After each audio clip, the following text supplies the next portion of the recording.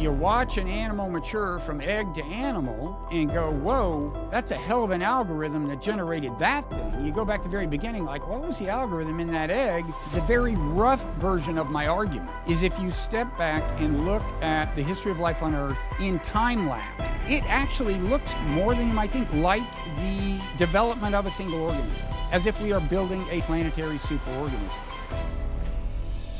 I looked through your book, Why Buddhism is True, and I found it very interesting what you say about perception. When we perceive the world, we impose all these essences on things. Friend, enemy, good person, bad person. Meditation can erode some of these cognitive biases. And I think AI really crystallizes the challenge. What would you, as an academic, maybe recommend that these big superpowers do about AI?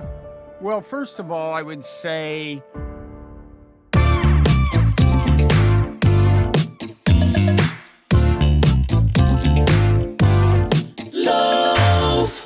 So I want to check with you before I advance the discussion that it's this kind of the view you still hold. But in an article on Joshua Green, you describe a thought experiment. Everyone's probably heard of the thought experiment, the trolley experiment, whereby there's a train or a tram or something headed on its way to kill 5 people. And if you pull the lever, then you'll be changing the course and thereby killing the one person who's on the other side.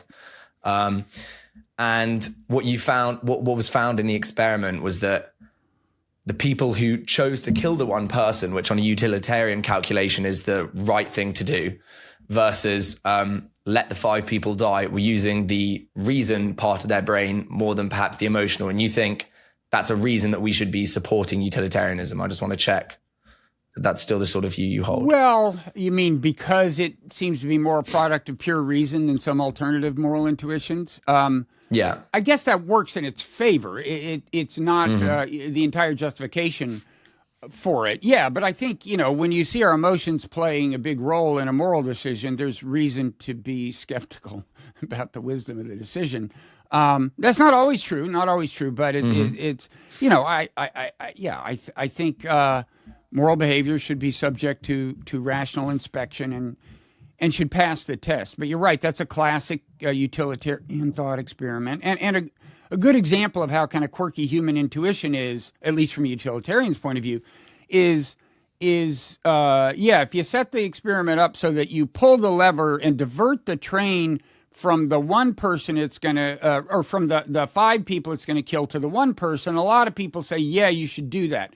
But if you say, okay, suppose the one person you wind up killing is actually up on a platform above the track and the train is headed for the 5 people. And what you do is you push that person onto the track and that slows the train just enough so that it doesn't hit the people.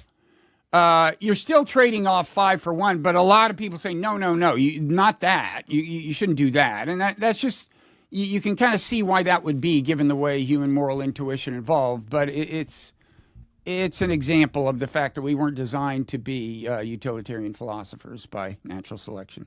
I suppose the reason I ask is to take it one step further and to sort of ask, given that you're utilitarian, in what things should we ground our morality at base? Because obviously the rational part of the brain is being used more, as you cited in the study, when people are choosing to kill the one. This is in the case of the lever, but there's ultimately still a value at base which drives that reason, because it's calculating towards an end goal, which is to maximize pleasure. And at that point of choosing the value there, how do you think it's just an inbuilt of human psychology, or how do you think we justify that value which sits at the bottom of the reasoning? Any moral system other than nihilism has to begin with the assertion of some value. This is something that, like, Sam Harris didn't get in he wrote this book, The Moral Landscape, kind of like not understanding why everybody didn't just automatically see why, he said like science had proved that something like utilitarianism was right. I mean, that's just very naive. You have to, he didn't pause to acknowledge that you have to begin with a value. Utilitarianism begins with the value assertion that human happiness or well-being or however you want to put it, is a moral good.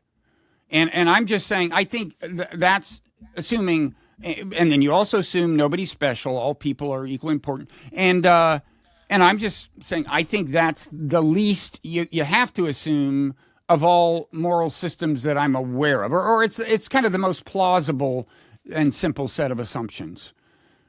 Yeah. So the reason I think, and I agree with you. But I think then that creates a problem for the idea, which you don't, fully assent to, but that you talk about in your article, of utilitarianism being able to function as a kind of universal moral currency, because like you say, which is true, it has the least assumptions and it's perhaps at base from a neutral viewpoint, the most reasonable. But in order for it, because there's that value at the base, I feel like there is a problem with it functioning as a universal currency, just because, let's say you're Muslim, for example, and you have certain metaphysical beliefs which would prevent you from having a utilitarian view on morality.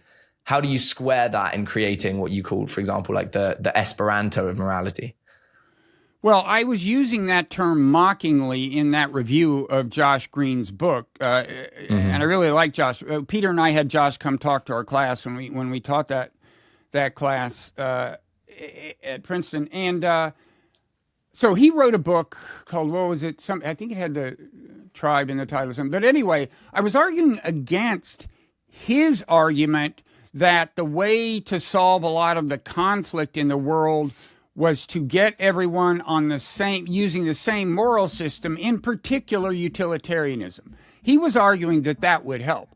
I'd be fine with doing that, spreading, making utilitarianism universally subscribed to, but I don't think it's going to solve our problems. And that was my point. Esperanto, as a lot of people, I think, no longer know, it's kind of a boomer thing maybe, but it was an attempt to create a universal human language. There, the idea was that the source of conflict was that we all speak different languages. And if only there was just one language, and somebody invented it, and it was called Esperanto, and there are people who actually learned it, then everything would be fine. And I was saying, Josh is kind of, for him, utilitarianism is the moral equivalent of Esperanto.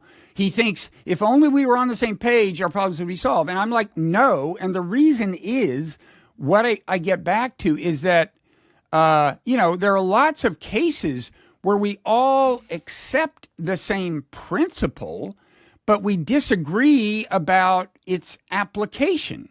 And Hamas and Israel are a good example. They both would say a lot of the same things, like you're not allowed, you shouldn't like start a fight. You shouldn't be the first to aggress. They just disagree about, if you go back into history, who the initial aggressor was. And there are a lot of things like that in life. I mean, I think with most wars, there isn't an explicit disagreement on moral principle. It's like, Ukraine and Russia, Russia has its set of grievances. It says, NATO was threatening it. And we say, no, we didn't mean to threaten you. So it's a disagreement about the facts. And Russia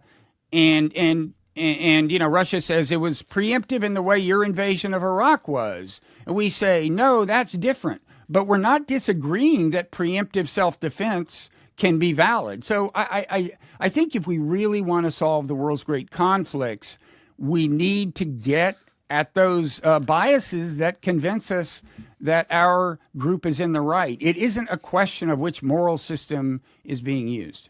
Hey guys, I hope you're enjoying the episode. I just wanted to drop you in a word from our sponsor Manscaped. You can use the discount code LOAF to get your discount, because even a lion needs to tame its mane.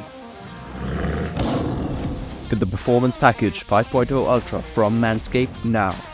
Stay fresh with no cuts, so that your baguette leaves no crumbs.